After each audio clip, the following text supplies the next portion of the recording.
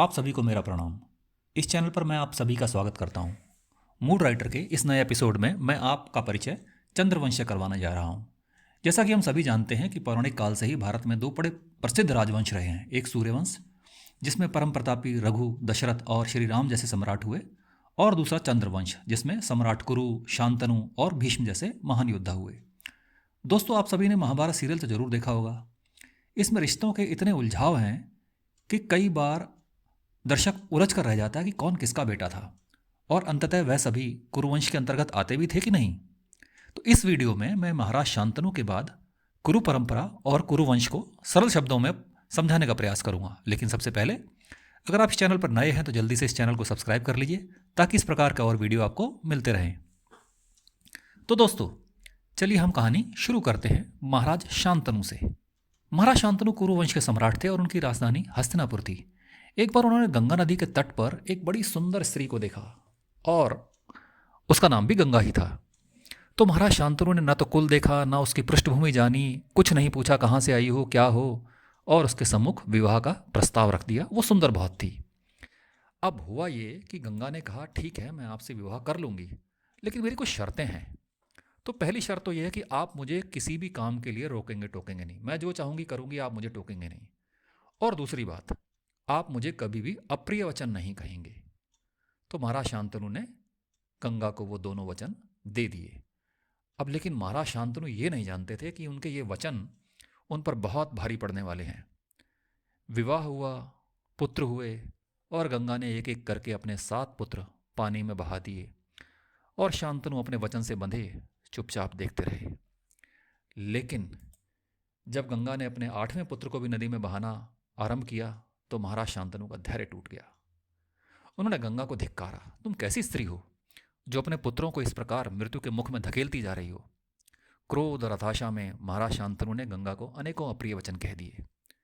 अब गंगा ने महाराज शांतनु को उनके वचनों की याद दिलाई और कहा, क्योंकि आपने मुझे अपने दिए वचन तोड़ दिए हैं, तो अब मैं आपके साथ नहीं रह सकती। ये कह के गंगा चली गई।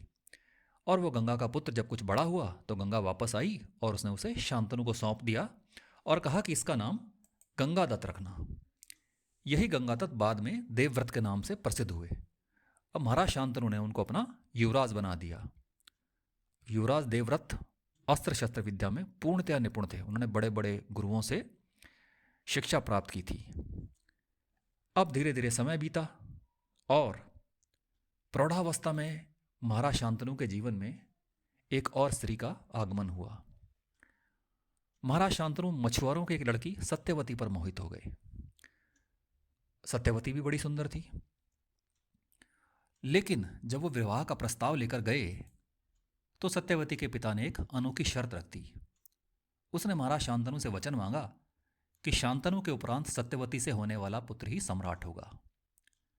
अब शांतनु महाराज ऐसा वचन देकर अपने युवराज और प्रथम पुत्र देवव्रत के प्रति अन्याय नहीं कर सकते थे, और वो वापस लौट आए। लेकिन वो सत्यवती को भूल भी नहीं पा रहे थे, और ये बात राजकुमार देवव्रत को भी पता चल गई। राजकुमार देवव्रत सत्यवती के घर पहुंचे और उन्होंने सत्यवती के पिता को वचन दे दिया कि वो सम्राट नहीं बनेंगे और सत्यवती का पुत्र ही सम्राट बनेगा। लेकिन सत्यवती के पिता को इतने पर भी संतोष नहीं हुआ। उसने कहा, महाराज, आप तो अपना पद और अधिकार छोड़ देंगे, किंतु आपके पुत्र यदि इस अधिकार को पाना चाहें तो फिर सत्यवती के पुत्रों के लिए समस्या उत्पन्न हो सकती है। तो राजकुमार देवव्रत ने सोचा और फिर एक और प्रतिज्ञा की कि वो आजन्म ब्रह्मचारी रहेंगे। इतनी कठिन प्रतिज्ञा के बाद महाराज शांतनु ने उन्हें एक नया नाम दिया, भीष्म, और इसके साथ ही उन्हें एक वरदान भी दिया, इच्छा मृत्यु का वरदान। महाराज शांतनु और सत्यवती का विवाह हो गया और उनके 2 पुत्र हुए, चित्रांगद और विचित्रवीर्य। अब जो बड़ा पुत्र चित्रांगद था वो बड़ा क्रोधी, उद्दंड और अभिमानी युवक था। तो एक चित्रांगद नाम के ही गंधर्व से उसका द्वंद्व युद्ध हुआ और उसमें वो मृत्यु को प्राप्त हुआ। अब चित्रांगद की मृत्यु के उपरांत अल्प अवस्था में ही विचित्रवीर्य सम्राट बन गए। लेकिन विचित्रवीर्य को भोग विलासों में बड़ा ही आनंद मिलता था और वो दिन रात उसी में रत रहते थे। इनकी विलासिता को नियंत्रित करने के लिए भीष्म तथा सत्यवती ने सोचा कि इनका विवाह कर दिया जाए, ताकि इनकी विलासिता, इनका भोग जो है संयमित रहे। इसी समय काशीराज की 3 पुत्रियां थीं, अम्बा, अम्बालिका और अंबिका, और वो उनका स्वयंवर रचा रहे थे। और इस स्वयंवर में भीष्म सम्राट विचित्रवीर्य के प्रतिनिधि के रूप में पहुंच गए। उन्होंने बलपूर्वक तीनों कन्याओं का हरण कर लिया और उन्हें लेकर हस्तिनापुर आ गए। लेकिन यहां यह हुआ कि सबसे बड़ी पुत्री जो अम्बा थी, उसने भीष्म से कहा कि वो तो मन ही मन सौभराज शाल्व को अपना पति मान चुकी है। अब ये जानने के बाद भीष्म को ये उचित नहीं लगा कि अम्बा का उसकी मर्जी के बिना विवाह करवाया जाए, तो उन्होंने अम्बा को कहा ठीक है, और अम्बा को उन्होंने सौभराज शाल्व के पास भिजवा दिया। और बाकी दोनों राजकुमारियां अंबिका और अंबालिका का राजकुमार विचित्रवीर्य के साथ विवाह करवा दिया। विचित्रवीर्य सम्राट हुए, गद्दी पर बैठे, हालांकि पीछे से भीष्म ही राज चला रहे थे। लेकिन उनकी भी अपनी दोनों पत्नियों अंबिका और अंबालिका से कोई संतान नहीं हुई, और विवाह के 7 वर्ष के उपरांत महाराज विचित्रवीर्य की मृत्यु हो गई। अब ऐसे में महारानी सत्यवती ने पहले तो भीष्म को कहा, लेकिन भीष्म ने मना कर दिया कि वो तो ना तो नियोग कर सकते हैं, ना पुत्र उत्पन्न कर सकते हैं, और ना ही राज सिंहासन पर बैठ सकते हैं। तो फिर क्या किया जाए? तो सत्यवती ने बताया कि विवाह से पहले ऋषि पराशर के साथ उनके संबंध रहे, जिनसे उन्हें एक पुत्र की प्राप्ति हुई थी, जिसका नाम वेदव्यास है, और जो कि एक बड़े ऋषि बन चुके हैं अब। तो फिर महाराज वेदव्यास को ही निमंत्रण दिया गया कि आइए और नियोग के द्वारा कुरुवंश की बढ़ोतरी कीजिए। वेदव्यास जी ने नियोग करना स्वीकार कर लिया। उन्होंने रानियों को 1 वर्ष तक यम, नियम और संयम से रहने को कहा, ताकि वे नियोग के समय उनका रूप स्वीकार कर सकें। किंतु सत्यवती ने कहा कि महाराज, सिंहासन को इतने समय तक खाली नहीं रखा जा सकता, अतः नियोग करना तत्काल आवश्यक है। और इसी जल्दबाजी में एक बड़ी अनहोनी घटना घट गई। नियोग के नियमों के अनुसार नियोग करने वाले पुरुष को अपने शरीर पर घी चुपड़कर, अर्थात अपने को कुरूप अनाकर्षक बनाकर जाना होता है, ताकि नियोग कर्म से काम को पृथक रखा जा सके। लेकिन जल्दबाजी में ऐसा हुआ नहीं, रानियां तैयार नहीं थी। और जब वेदव्यास जी अंबिका के पास पहुंचे तो वो वेदव्यास जी के कुरूप स्वरूप को देखकर डर गई और उसने अपनी आंखें बंद कर लीं। अब उसको जो पुत्र पैदा हुआ वो जन्म से ही अंधा था, और इसका नाम धृतराष्ट्र रखा गया। अंबालिका नियोग के समय वेदव्यास जी को देखकर डर गई और भय से पीली पड़ गई। परिणाम स्वरूप उसका पुत्र जन्म से ही रोगग्रसित था तथा पीली त्वचा वाला था। उसका नाम पांडु रखा गया। अब सत्यवती ने अंबा को बुलाया और समझाया कि एक अंधा व्यक्ति सम्राट नहीं बन पाएगा, अतः तुम्हें फिर से नियोग के द्वारा पुत्र की प्राप्ति का प्रयास करना चाहिए। लेकिन सत्यवती की बात अंबा ने नहीं मानी और अपने स्थान पर अपनी एक दासी को सजा संवार कर व्यास जी के पास भेज दिया। व्यास जी पहचान तो गए थे, किंतु दासी की प्रार्थना पर उन्होंने उसके साथ भी नियोग करना स्वीकार कर लिया। उस दासी से उनको एक पुत्र हुआ, जिसका नाम विदुर रखा गया। अब धृतराष्ट्र क्योंकि अंधा होने के कारण राजा होने योग्य नहीं था, अतः महाराज पांडु सम्राट बने। पांडु ने 2 विवाह किए, कुंती और माद्री से, किंतु उन्हें भी कोई संतान नहीं हुई। अब पांडु दिग्विजय पर निकले और उन्होंने अनेकों राज्यों को जीतकर कुरु साम्राज्य को बढ़ा लिया। लेकिन इसी समय पर एक अनहोनी घटना घट गई। एक बार वो आखेट कर रहे थे और उन्होंने एक समागम करते हुए एक मृग युगल पर तीर चला दिया। दुर्भाग्यवश मृग के रूप में वो एक ऋषि थे। ऋषि ने मरते मरते पांडु को श्राप दे दिया कि जिस प्रकार अपनी पत्नी से समागम के समय मुझे मृत्यु हुई है, तुम भी ऐसी ही मृत्यु को प्राप्त हो गए। ये सुनकर पांडु विरक्त हो गए और उन्होंने वानप्रस्थ आश्रम में प्रवेश कर लिया। कुछ समय बाद उन्होंने कुंती से कहा कि वो नियोग के द्वारा ही पुत्रों की प्राप्ति करे तथा वंश को आगे बढ़ाने का साधन करे।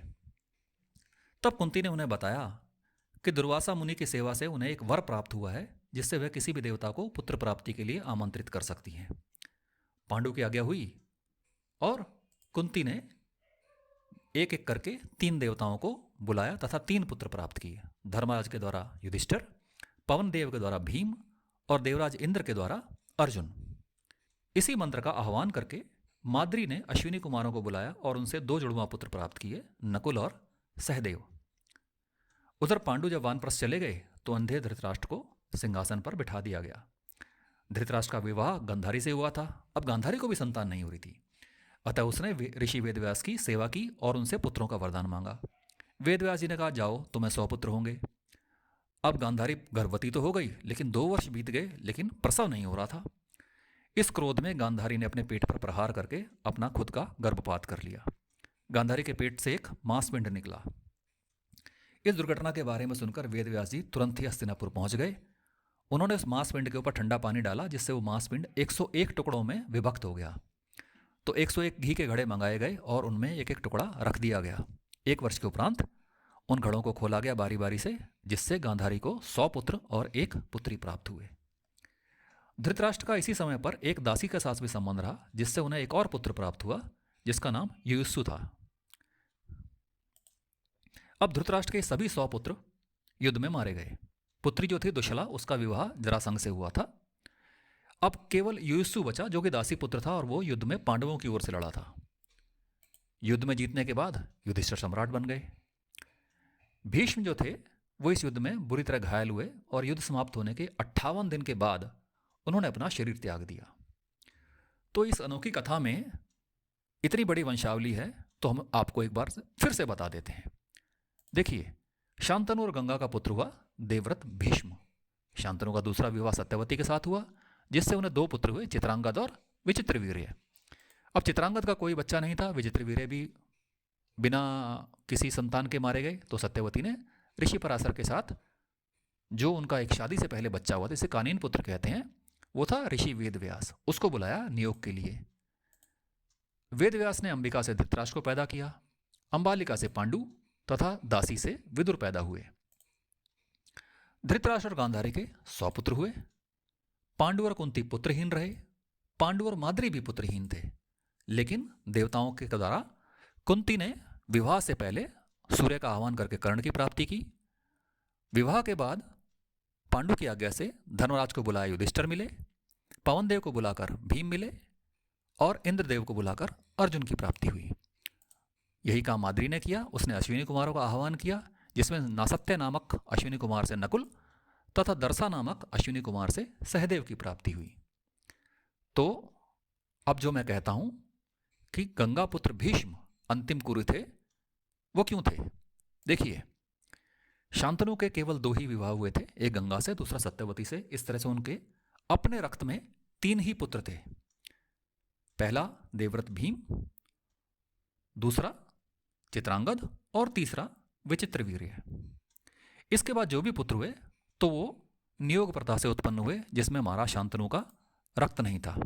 हालांकि उसे उस समय की ऋषि परंपरा के अनुसार ये महाराज शांतनु की ही संतति मानता है।